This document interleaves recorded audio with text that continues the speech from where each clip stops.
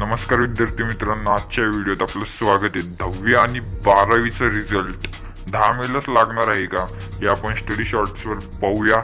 त्यापूर्वी चॅनलवर नवीन असाल तर चॅनलला सबस्क्राईब करा. 10 सबस्क्रायबर आणि 20 लाईकचं टार्गेट आहे. तर पीपल ऑल्सो अस्क म्हणजेच what is the date of 10th board exam 2024 Maharashtra result.